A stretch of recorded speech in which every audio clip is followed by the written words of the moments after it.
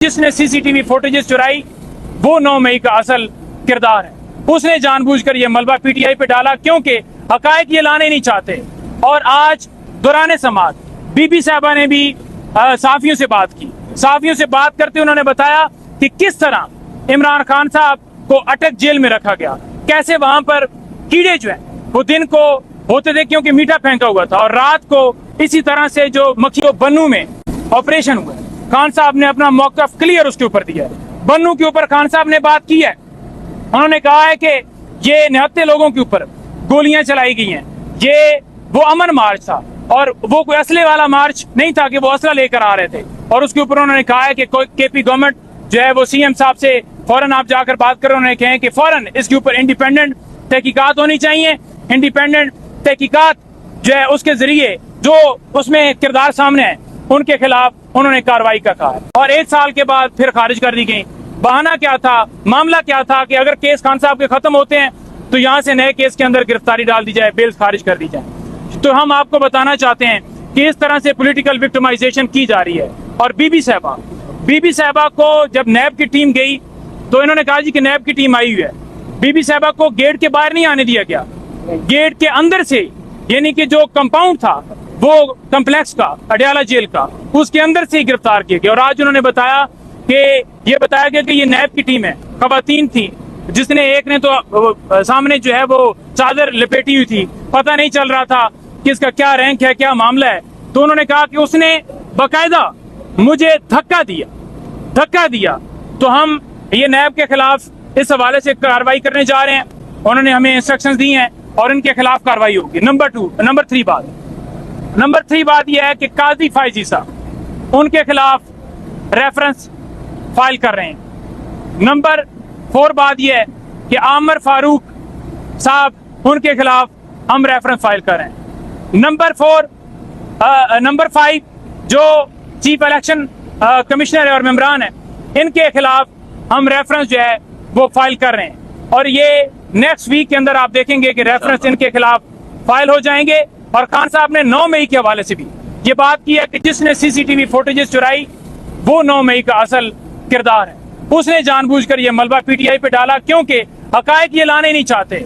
और आज दौरान समात बीबी साहबा ने भी साफियों से बात की। साफियों से बात करते उन्होंने बताया कि किस तरह इमरान खान साहब को अटक जेल में रखा गया, कैसे वहां पर कीड़े जो हैं वो दिन को होते थे क्योंकि मीठा फेंका हुआ था, और रात को इसी तरह से जो मक्खियां जो वो जितने भी जो कीड़े मकोड़े थे वो बालों में, उन्होंने कहा कि वो घुसते थे क्योंकि इन्होंने इस तरह का वहां पर जो है माहौल गंदगी बनाई हुई थी कि खान साहब को सोने में भी प्रॉब्लम होती थी। और इन्होंने जाकर पूछा खान साहब से कि आपकी आंखें जो हैं वो फील हो रहा है कि स्वेल हुई, आपकी नींद नहीं पूरी, तो खान साहब नहीं बता रहे थे। फिर उन्होंने रेजिस्ट किया, उन्होंने बताया, तो खान साहब तो कंप्लेन नहीं करते। लेकिन आपको ये बताना चाहते हैं कि उस वक्त भी वाशरूम था, वाशरूम के ऊपर बाकायदा जो है कैमरे लगाए गए प्राइवेसी के ऊपर हमला करने के लिए।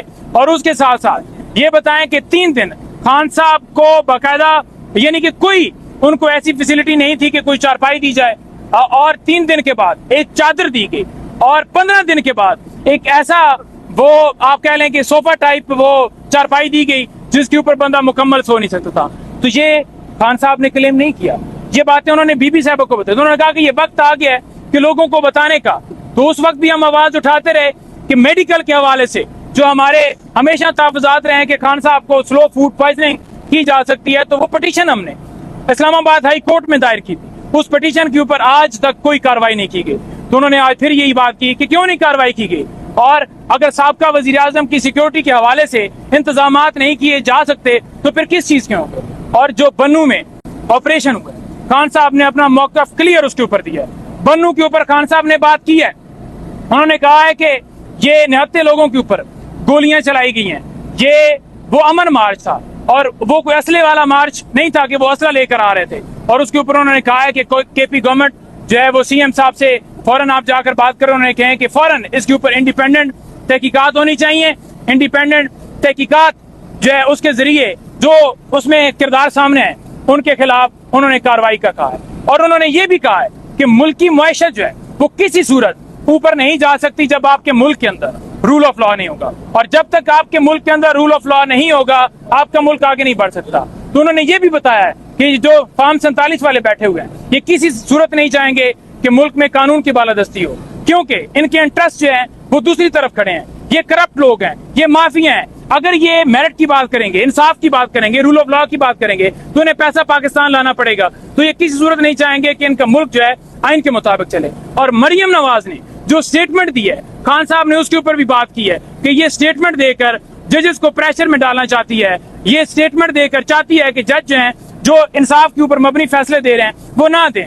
मसला क्या है इनको? मसला ये है कि ये चाहते हैं कि मखसूस नशिस्तें जो इनका हक ही नहीं है वो इनको दी जाएं, जो पीटीआई का हक थी, जो इन्हें मिली थी, उसके जरिए वो चाहते हैं कि ये सीटें वापस हों, ताकि आईनी तरमीम आए, ताकि किसी की एक्सटेंशन हो, किसी के लिए कोई नया कानून। पहले इन्होंने कानून लेकर आए, आपने देखा सदारती ऑर्डिनेंस लेकर आए, फिर एक्ट लेकर आए। ये चाहते हैं कि रिटायर्ड जजेस जो हैं वो केस ट्राइब्यूनल के सुने, ताकि इनकी मर्जी के फैसले किए जाएं। तो खान साहब ने इस बात